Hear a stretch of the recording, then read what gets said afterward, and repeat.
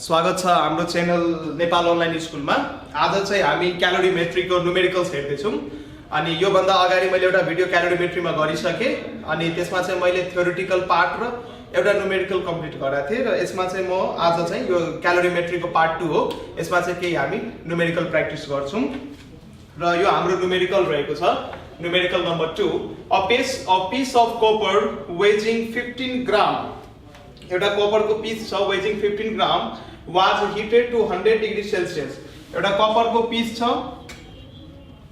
यसको वेट चाहिँ 15 ग्राम हो। यसलाई चाहिँ मैले 100 डिग्री सेल्सियस सम्म हिट गरे।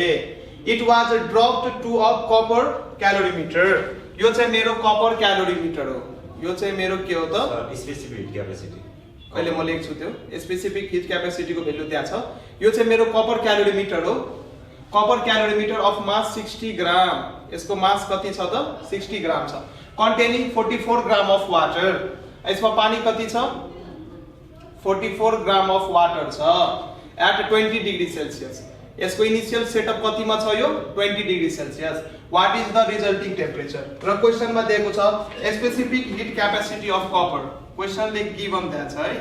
क्वेशनले दिएको छ specific heat capacity of copper. कपरको स्पेसिफिक हिट क्यापेसिटी कति दिएको छ 0.094। हजुर दुवै कपरको लागि सेम हुन्छ। क्यालोरी पर ग्राम पर डिग्री सेल्सियस। किनकि मैले कपर पिसलाई हाले र कपर क्यालोरीमिटरमै हालिसकेपछि कपर मेटेरियल सेम भइसकेपछि स्पेसिफिक हिट क्यापेसिटी नि सेम हुने भयो नि त। अब यो न्युमेरिकल गर्नु पर्यो, केही गर्नु पर्दैन। प्रिन्सिपल अफ क्यालोरीमेट्री तिमी एज्युम गर्न सक्छौ। Mass of copper m1 = 15 gram, θ1 = 100 degree Celsius अनि mass of copper calorimeter m2 62 gram assume गर्न सक्छौ। मास अफ वाटर m3 44 ग्राम अनि θ2 लाई 20 डिग्री सेल्सियस। अनि what is the resulting temperature? मैले एउटा मात्रै एज्युम गरे यहाँ। Let θt be the resulting temperature of the mixture. यो कपर पिसलाई यसमा इमर्ज गरिदिसकेपछि यो θ3 चाहिँ रिजल्टिङ टेम्परेचर भयो। यहाँ हेर, यो चाहिँ मेरो कपरको मेटालिक पिस हो 15 ग्राम 100 डिग्री सेल्सियस। यो चाहिँ मेरो क्यालोरीमिटर हो। क्यालोरीमिटरको मास चाहिँ 60 ग्राम, यसमा पानी चाहिँ 44 ग्राम। ठीक छ। र यो क्यालोरीमिटर 20 डिग्रीमा थियो। मैले अब यसलाई म यसमा हाल्दिसकेपछि भने चाहिँ व्हेन इट वाज ड्रप्ड, जब यसलाई यसमा हाल्दिसकेपछि यो मिक्सचरको टेम्परेचर कति है। के गर्नु पर्दैन, heat loss equals to heat gain लाउनु पर्यो। ल त छिटो र आन्सर भन त। Heat loss equals to heat gain लाउनु पर्यो। भयो क्वेशन मेट छु है। अनि म लेख्छु केही कुराहरू। Specific heat capacity of copper mention छ क्वेशनमा। आई होप तिमीहरूले सारा होला।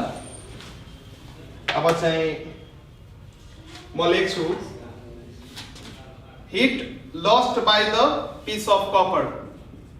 हिट लस्ट कसले गराछ? यो पिस अफ कपरले लस गराछ। मैले हिट लस्ट मात्रै लेखे। हिट लस्ट बाय द यो बुझ्नु पर्यो। हिट लस यसले गराछ। कति हिट लस गराछ? यसको mhdt लेख्नु पर्यो। यसको मास कति छ 15 into specific heat capacity of copper. क्वेशनमा कति दिएको छ 0.094 इन्टु चेन्ज इन टेम्परेचर। कहाँदेखि कहाँ भएको छ? यो चाहिँ 100 डिग्री सेल्सियसमा थियो इनिशियली र final temperature of the mixture हामीले θ3 मानेको छौँ। सो चेन्ज इन टेम्परेचर कति भयो 100 माइनस θ अथवा θ3 मान्न सक्छौँ है। 100 माइनस θ3। θ3 इज द, अघि मैले माने अनुसार θ3 is the common temperature of mixture. θ3 चाहिँ मिक्सचरको टेम्परेचर। अब हिट लस्ट भयो। अब हिट गेन कसले हिट गेन गराछ? हिट गेन कसले गराछ? क्यालोरीमिटर प्लस वाटर, यसले हिट गेन गराछ। अब क्यालोरीमिटरले कति हिट गराछ? mhdt लगाऊ। क्यालोरीमिटरको मास कति छ 60 ग्राम। क्यालोरीमिटरको मास कति छ 60 gram. ms specific heat capacity of calorimeter कति हो? किनकि क्यालोरीमिटर कपरको बना छ त्यसैले स्पेसिफिक हिट क्यापेसिटी 0.094 हुने भयो। र क्यालोरीमिटर इनिशियली थियो 20 डिग्री सेल्सियसमा र मैले θ3 चाहिँ टेम्परेचर अफ द मिक्सचर मानेछ। सो डेल्टा थीटा कसरी लेख्ने? θ3 माइनस 20 डिग्री प्लस यो चाहिँ क्यालोरीमिटरको थियो। वाटरको लागि कसरी लेख्ने? वाटर चाहिँ 44 gram into MSDT, mass of water 44 gram, specific heat capacity of water CGS मा कति हुन्छ? 1 हुन्छ। यो मैले 1 लेखेँ। र वाटरको लागि नि टेम्परेचरको रेन्जको θ3 माइनस 20 नै भयो। θ3 माइनस 20 नै भयो। अब तिमी के गर्नु पर्यो? यो दुईटै कुरालाई इक्वल गर्नु पर्यो। अब हामी यहाँ लाउनु पर्यो principle of calorimetry by applying principle of calorimetry. यसले के भन्छ? Heat lost equals to heat gain. Heat loss कति भयो? यति लेख 15 इन्टु 0.094। अब यो मार्करले देखेको छ कि छैन मलाई थाहा भएन, त्यसैले म कालोले लेख्छु। हिट लस कति भएको छ? 15 इन्टु 0.094 इन्टु 100 माइनस θ3। यति हिट लस भएको छ हैन? हिट गेन कति भएको छ? This plus this, that is θ3 minus 20 लाई मैले कमन लिए र यो पार्टलाई लेख्नु पर्यो 60 इन्टु 0.094 प्लस 44 इन्टु 1।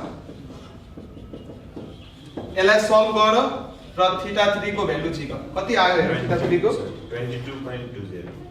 θ3 को सल्भ गर्दाखेरि भ्यालु आउँछ 22.20 degree Celsius is the right answer. So the common temperature of the mixture कति रहेछ त? 22.20 डिग्री सेल्सियस रहेछ। यो नि क्यालोरीमिटरको राम्रो इक्जाम्पल थियो।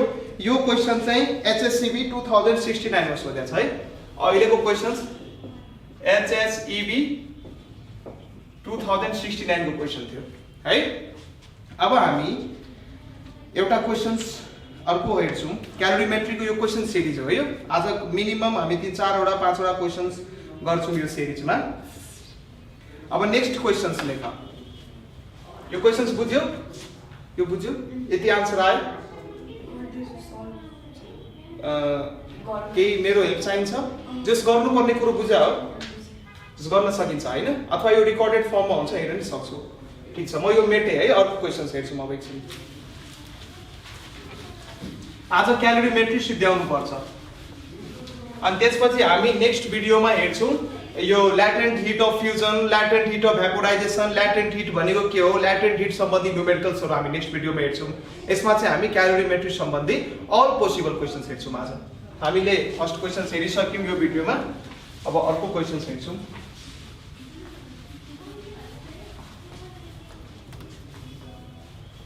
अर्को क्वेशन्स हेर। क्वेशन्स नम्बर 3 म क्वेशन्स लेख्छु, तिमीहरुले लेख। A metal of mass 25 gram at a temperature of 100 degrees Celsius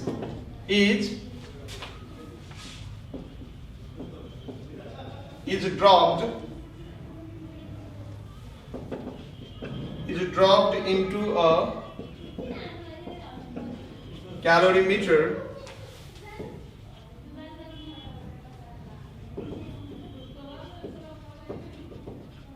containing 200 gram of water initially at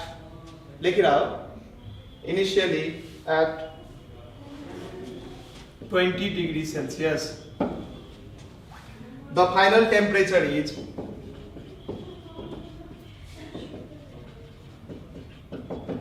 the final temperature is 22 degrees Celsius. Compute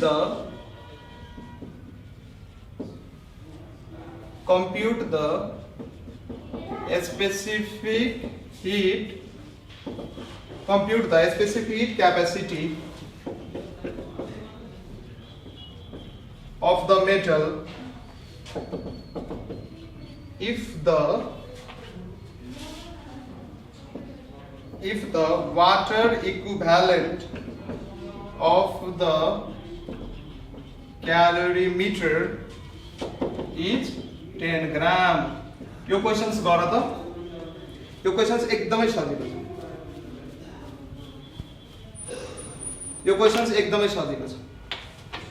यहाँ हेर, यहाँ चाहिँ वाटर इक्विभ्यालेन्ट अफ द क्यालोरीमिटर दिएको छ है, यहाँ क्यालोरीमिटरको वाटर इक्विभ्यालेन्ट दिएको छ। यसको मतलब क्यालोरीमिटरको वाटर इक्विभ्यालेन्ट मैले के भनेको थिएँ, द भ्यालु मैले के भनेको थिएँ, वाटर इक्विभ्यालेन्टको भ्यालु थर्मल क्यापेसिटीसँग न्युमेरिकली इक्वल हुन्छ सिजिएस सिस्टम अफ युनिटमा भनेको थिएँ नि।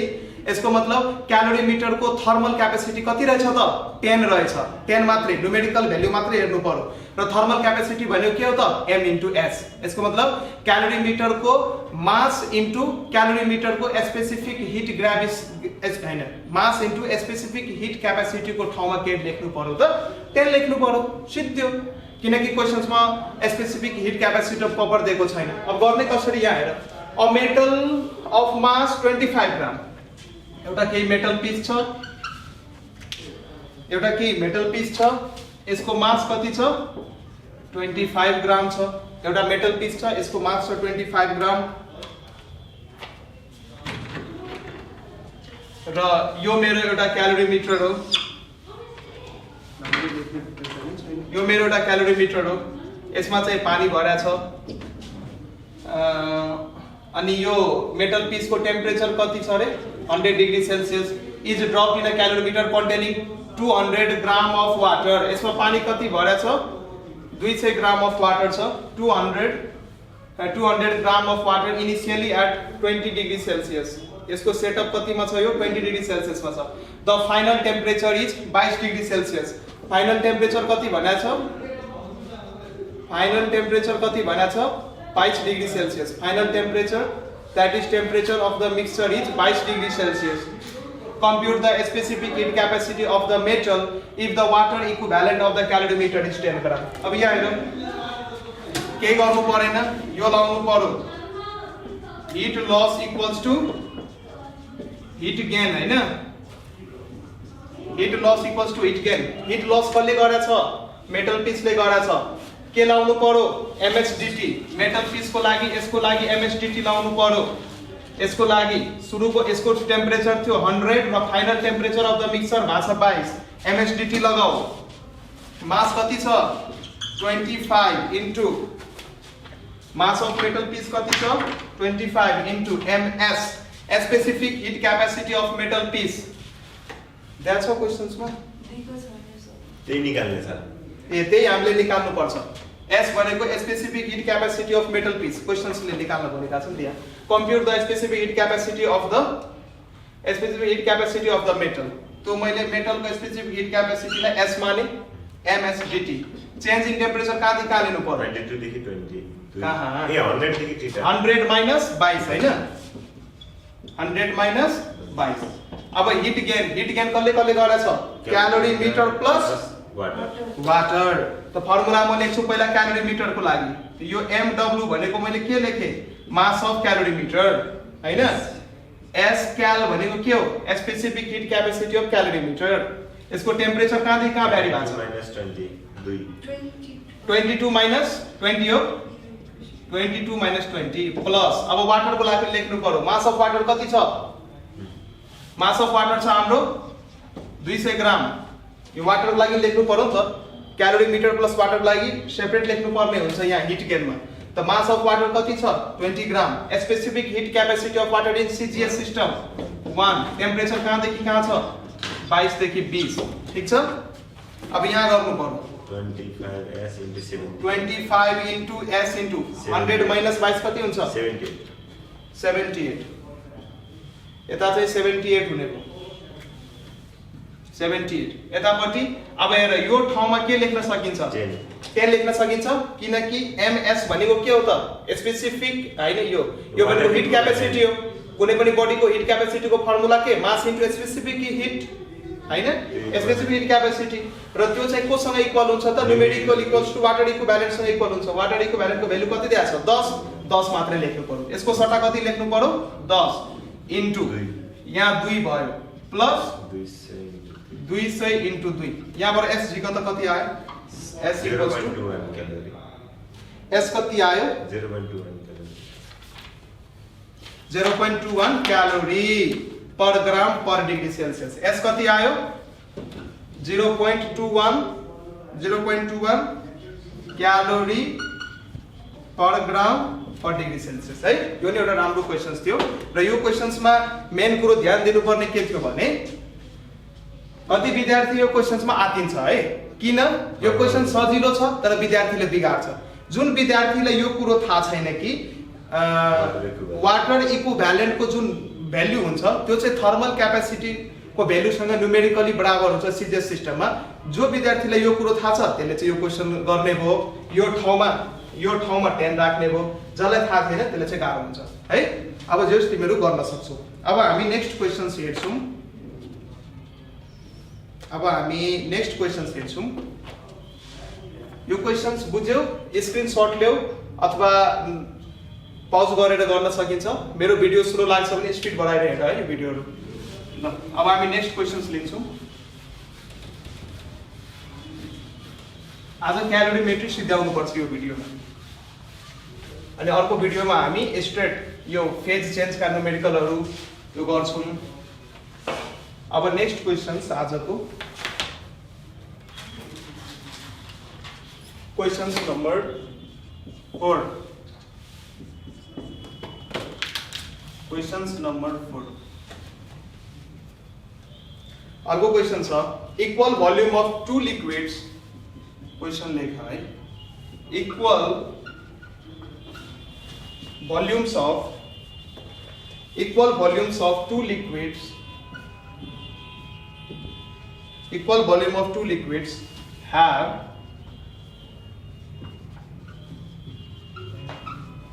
the same heat capacity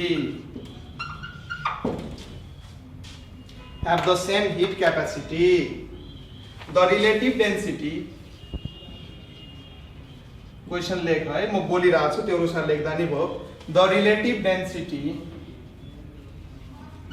of one liquid, the relative density of one liquid is 0.87 and that of another is 0.70. If the specific heat capacity of the first liquid is 1.831 joule per gram per Kelvin, find the specific heat capacity of second liquid को specific heat capacity कसरी झिक्ने लेख्नु पर्यो यहाँ हेर equal volumes of two liquids दुईटा liquids को volume के छ इक्वल छ पहिला गर त यो क्वेशन्स ट्राई गर के गर्नु पर्दैन थर्मल क्यापेसिटी को फर्मुला लाऊ थर्मल क्यापेसिटी को फर्मुला के हो mass into specific heat capacity mass लाई केमा चेन्ज गर डेन्सिटी र भोल्युम को टर्म्स मा चेन्ज गर भ्यालु राख इक्वल गर आन्सर आउँछ है किनकि क्वेशन्स ले के भनेछ equal volumes of two liquids दुईटै लिक्विड्स को भोल्युम के छ त सेम छ हैव सेम हिट क्यापेसिटी नि के छ सेम छ यसलाई कसरी गर्ने हिट क्यापेसिटी नि सेम भनेछ नि अब म यहाँ सोलुसन लेख्छु फर फर्स्ट लिक्विड